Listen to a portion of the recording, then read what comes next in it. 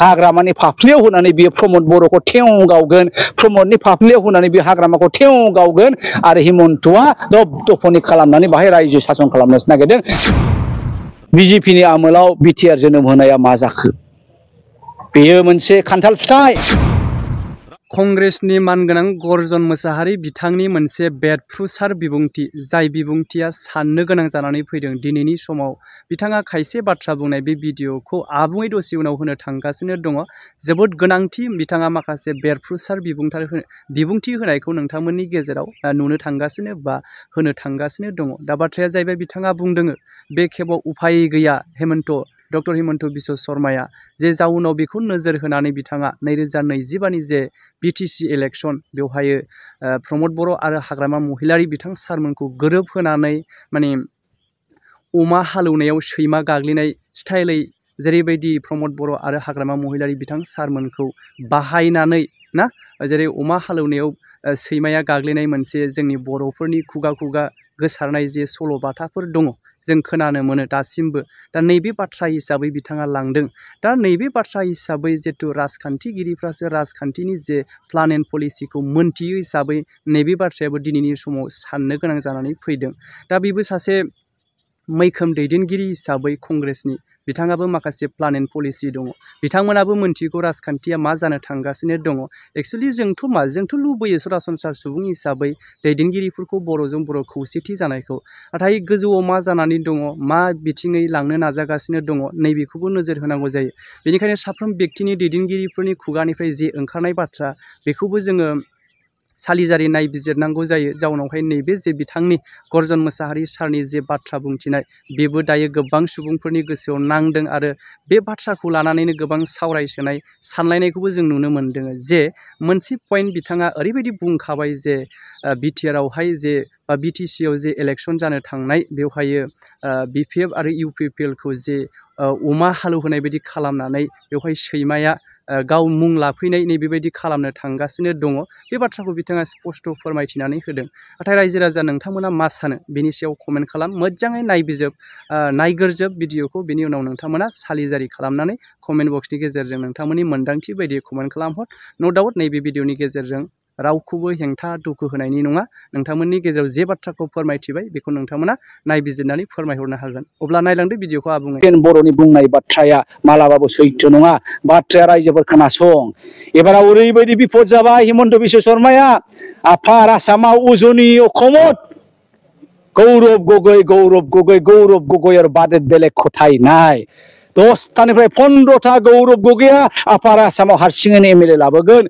फारसेथिं लवार आसामाव नामुनि अखमत जोंनि एखेबारे जायान किलार रकिबुल हुसेना 10टानिफ्राय 11टा 12टा एमएलएखौ देरहाहोगोन जेबो फर्मुला गैया हिमन्त बिश्व शर्माया बेखायनो बिथाङा बिटिआरनि बे 15टा एमएलएखौ टारगेट खालामदों आरो मा बिपिएफ आरो इउपिपिएलखौ ज' होनफ्लानानै बिथांमोनखौहाय फिर खनसेबाव गोदोना सेरनानै हादिदग्लानि सिगुननि जानाय आदारखौ सेख'नाय बायदि जानायनि फर्मुलासो बावहाय जेबो सैथोथा आरो इमोसन बिबेक जानांगौनि बाथ्रा गैया खनसेबाव हिमन्त बिश्व शर्माया बिपिएफ आरो इउपिपिएलखौ थगायनोसो नागिरदों बिबारा बेनोथ' बुद्धिया बेना आखला बेबायदिनोथार हिमन्तआ एखे मालाय हालौनायाव एखे सैमानि आगान अमा हालौनायाव सैमानि आगान बेनि अनगायै जेबो नङा रायजोफोर साबधान बे बिजेपिया सारा भारतखौ धंस खालामबाय नै रायजोफोर माबा स्मार्ट मिटार आंना मासाव मा जायोमोन आवगायनि मिटारावहाय 450निफ्राय 800 एबार 4,500 फैदों मैया दाखालि मोनसे निउसाव नायदों बिहाराव सासे एखे दरिद्र बिपिएल फेमिलिनि व्यक्ति 31 लाखनो बे स्मार्ट मिटार जाखारदों बे बिजेपिया गोदोनि जमिनदार सासनखौ लाबोफिननो नागिरदों लैंडलर्ड सासनखौ बिथांमोना लाबोफिननो नागिरदों बेखायनो दा common people must be aware This is the design of Mr. Himanta Biswa Sharma that he want to rule us.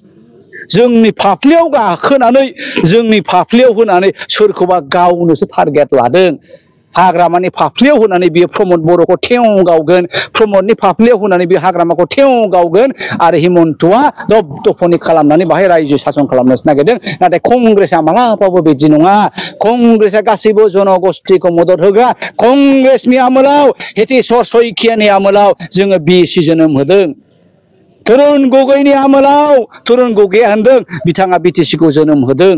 दिनै बिजेपिनि आमोलाव बिटिआर जोनोम होनाया मा जाखो? बेयो मोनसे खान्थाल फिथाइ, देदगा फुंगा खान्थाल फिथाइ, नाथाय खान्थालनि उदैखौ जेब्ला हाफ्लयो रेवा गरसेबो गैया। बे जाहैबाय बिटिआर रेकर्ड। बुंनांगौबा बेबायदिनो बुंलायलाङो।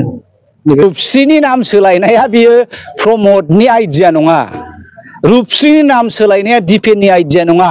बे रूपश्रीनि प्रथम नाम सोलायनायनि आइडियाखौ गर्जन मोसाहारिया जेब्ला पिपल जयेन्ट एक्शन कमिटिनि चिफ कनभेनरमोन नैबे रूपश्रीयाव बानायबाय थानाय समावहाय एक्शन कमिटिनि 10 जन 12 जन मानसिखौ लानानै आं फैदों जे रूपश्रीया मोनसे जारिमिनारि, बेखायनो बे नामखौ जोङो एसे सोलाय सोल' खालामनि। रूपश्रीया रूपश्रीनि थाबाय थागोन, नामखौ जोङो गाबज्रिगोन।